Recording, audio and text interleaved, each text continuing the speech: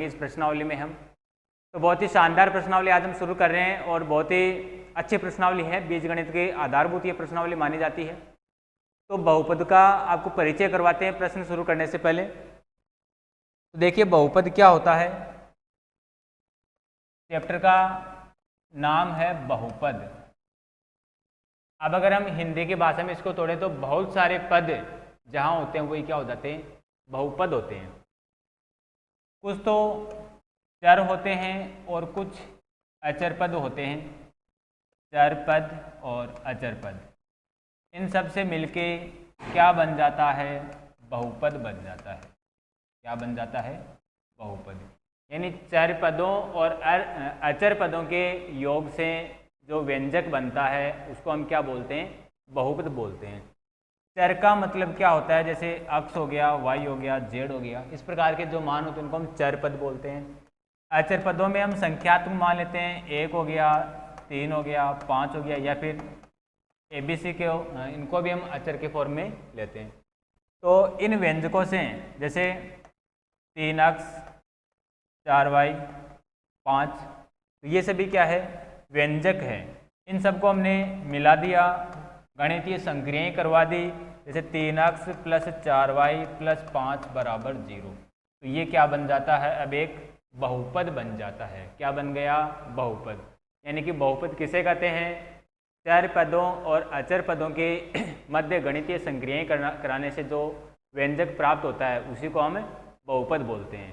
फिर से सुन लेंगे, चर और अचर पदों के मध्य, चर और अचर पदों के मध्य विभिन्न प्रकार के जो पद होते हैं उनके मध्य गणितीय संक्रियाएं करवाने से जो व्यंजक प्राप्त होता है उसको हम बहुपद बोलते हैं।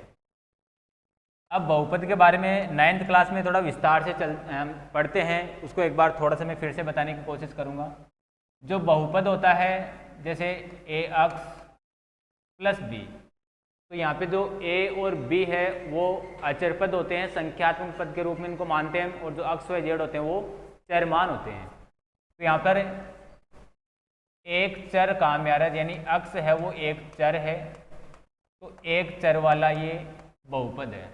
अब इसमें पदों की संख्या कितनी है, 2 पद है इसमें, तो इसको हम क्या बोलते हैं, द्विपद बोलते हैं। क्या बोलते हैं, द्विपद। किसी व्यंजक में अगर 3 पद होते हैं, जैसे ax + by + c, ये किस प्रकार का पद हो गया, 3 पद हो गए, ax + by + c, प्लस के बजाय माइनस भी हो सकता है, कोई फर्क नहीं पड़ता। अब ये त्रिपद हो गया, इसको हम बोलते हैं त्रिपद। कोई व्यंजक है जैसे केवल ax हो गया, केवल 5 हो गया, केवल y हो गया, तो ये एक ही पद होते हैं, तो इसको हम एक पदी बोलते हैं। क्या बोलते हैं, एक पदी। यानी जिसमें एक ही पद होता है वो एक पद संख्यात्मक हो सकता है, यानी अचर हो सकता है, या फिर चर हो सकता है, उसको हम एक पद या एक पदी बोलते हैं। जब 2 पद हो जाएंगे तो 2 पदों में उसको द्विपद के नाम से बोलते हैं, 3 पद होंगे तो त्रिपद बोलेंगे, और इस प्रकार से हम आगे से आगे बोलते हैं, तो उनको सामूहिक रूप से हम बहुपद के नाम से जानते हैं। अब एक बहुपद की घात चलती है, 9th क्लास में आता है। बहुपद की घात क्या होती है, जिस बहुपद की हमें घात मालूम करनी है उस बहुपद में अधिकतम घात कितनी है। जैसे मैंने कोई बहुपद लिख दिया 3x² + 5 y की घात 7 + 4, ये कोई बहुपद लिख दिया, तो इस बहुपद में अधिकतम घात कितनी है, अधिकतम घात, बड़ी से बड़ी घात कौन है। यहाँ पे स्क्वायर है यानी 2 घात है, यहाँ पे 7 घात है, और यहाँ पे कोई घात है नहीं, तो अधिकतम घात कितनी है, 7। तो इस बहुपद की घात कितनी है, 7 है। तो ये 7 घात का बहुपद, इस बहुपद की घात क्या है, 7 है। इसको डिग्री बोलते हैं यहाँ पे। तो इसकी यानी कि बहुपद में अधिकतम घात को ही हम क्या बोलेंगे, उस बहुपद की घात बोलेंगे। जैसे कोई व्यंजक हमने लिख दिया 5x की घात 10 + 7 x की घात 9 + 3x, इस प्रकार से। इस बहुपद में अधिकतम घात कौन सी है, बड़ी से बड़ी घात कौन सी है, 10 है। तो इस बहुपद की घात कितनी बताएंगे हम, इस बहुपद की घात हो गई आपके पास 10। तो जिस बहुपद में अधिकतम जो घात होती है, अधिकतम घात को ही उस पूरे बहुपद की घात कहा जाता है। ये बहुपद की घात हो गई। अब बहुपद, किस व्यंजक को हम बहुपद कहेंगे और किसको नहीं कहेंगे ये ध्यान रखें। तो हमेशा ध्यान रखें जो बहुपद की घात है, बहुपद की घात सदैव किस रूप में होगी, सदैव पूर्ण संख्या के रूप में होगी। धनात्मक पूर्णांक नहीं, हम पूर्ण संख्या बोलेंगे, जीरो भी हो सकती है। सदैव पूर्ण संख्या होती है। बहुपद की जो घात है वो सदैव पूर्ण संख्या होती है। पूर्ण संख्या का मतलब 0, 1, 2, 3 इस प्रकार से। इसका मतलब बहुपद की घात क्या नहीं हो सकती, माइनस में नहीं हो सकती। बहुपद की घात -1, -2। बहुपद की घात बट्टे के रूप में नहीं हो सकती। जो अपना रूट होता है, रूट का चिन्ह, इस रूट का चिन्ह का मतलब होता है आधी घात 1/2। अगर हमने लिखा कि √5, क्या लिखा, √5, तो इसका मतलब है कि 5 की घात 1/2। तो इस प्रकार की अगर घात आती है तो हम उसको बहुपद में काउंट नहीं कर सकते हैं, ये अपरिभाषित होता है। तो बहुपद केवल बहुपद की जो घात होती है वो हमेशा पूर्ण संख्याओं के रूप में ही होती हैं। पूर्ण संख्याओं का अभिप्राय है 0, 1, 2, 3 और इस प्रकार से। यानी बहुपद की घात कभी भी ऋणात्मक नहीं होती है और बट्टे के रूप में नहीं होती है। परिमेय संख्या तो होती है, लेकिन ये कुछ परिमेय संख्या ही है, 1, 2, 3 इनको परिमेय संख्या बोलते हैं, लेकिन पूर्ण संख्या के रूप में होती है। तो बट्टे के रूप में नहीं होगी बहुपद की घात कभी भी, और ऋणात्मक रूप में नहीं होगी। ये दे दिया क्वेश्चन में कि 4/y + 3x²। तो क्या ये एक बहुपद है? क्या दिया गया व्यंजक एक बहुपद है? यहाँ 4/y हो गया। अब बट्टे में अगर आप देख रहे हैं तो y, आपको ऐसा लग रहा है कि सर इसकी घात तो 1 है, एक घात नहीं है। बहुपद की घात कब काउंट होती है, जब इसको हम ऊपर ले जाएंगे। तो जब यहाँ पे मैंने 2 लिख दिया, 4/y², जब ये y ऊपर जाएगा तो घात किस में हो जाएगी, ऋणात्मक हो जाएगी। तो y ऊपर गया और y ऊपर गया तो ये क्या हो गया, -2 हो गया। प्लस आगे क्या चल रहा है, 3x²। तो यहाँ पे घात क्या हो गई, ऋणात्मक हो गई जब इसको हमने सरल किया।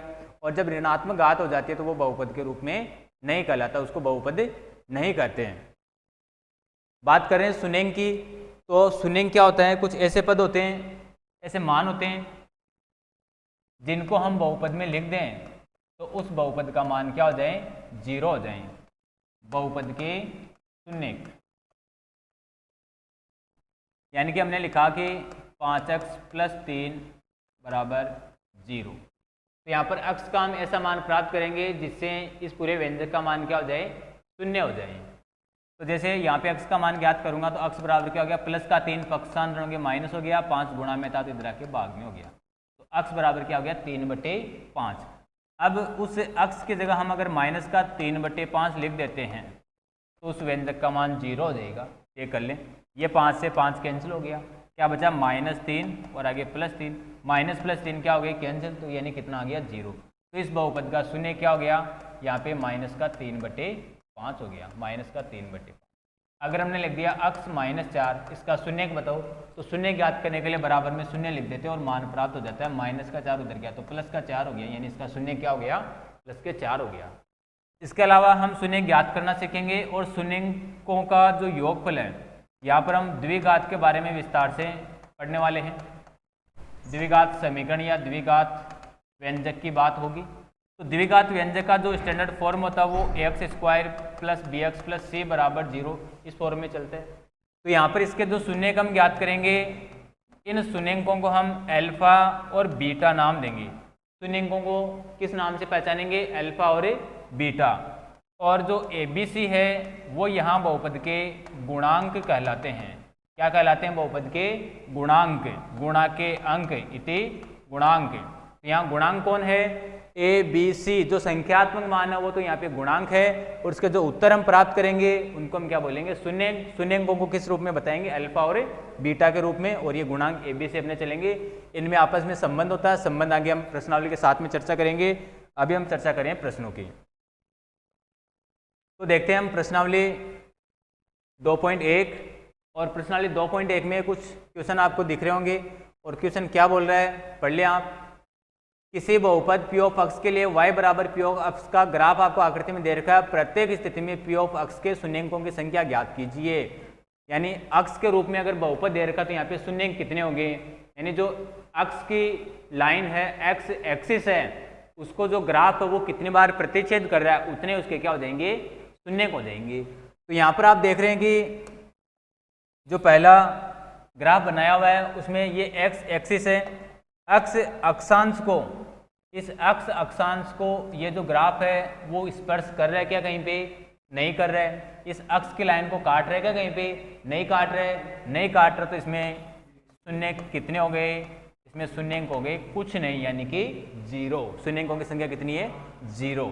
यहाँ पर आप देख रहे हैं दूसरे पॉइंट में एक्स एक्सिस को ये जो ग्राफ बनाया वो कितनी बार काट रहा है, यहाँ पे काट रहा है एक बार। अक्ष अक्षांश को कितनी बार काट रहा है, क्योंकि जो इक्वेशन दे रखी थी वो पी ऑफ अक्ष के रूप में दे रखी थी, यानी अक्ष वेरिएबल है तो अक्ष के रूप में हमने को ध्यान में रखना। तो एक्स एक्सिस को कितनी बार कट कर रहा है, ये एक बार कट कर रहा है, तो यहाँ पे शून्यंकों की संख्या कितनी हो गई, 1। आगे वाले ग्राफ में आप बता सकते हैं ये जो ग्राफ बनाया हुआ है उसको ये अक्ष अक्षांश पे 3 बार काट रहा है, 3 बार काट रहा है, तो शून्यंकों की संख्या कितनी हो गई, यहाँ पे 3। शून्यंकों की संख्या कितनी हो गई, 3। नेक्स्ट जो आपको ग्राफ दे रखे हैं उनमें आप स्वयं मालूम कर सकते हैं कितने कितने हो गए, कितने हो गए। देखो देखें यहाँ पे कितनी बार काट रहा है ग्राफ, एक्स अक्षांश को कितनी बार काट रहा है, 2 बार काट रहा है, तो यहाँ पे शून्य कितने हो जाएंगे, 2। ये कितनी बार, 1 2 3 4, तो यहाँ पे शून्य कितने हो गए, 4, इसमें 2, यहाँ देखेंगे 1 2 3, तो यहाँ पे शून्यंकों की संख्या कितनी हो गई, 3 हो गई। तो इस प्रकार से ग्राफ से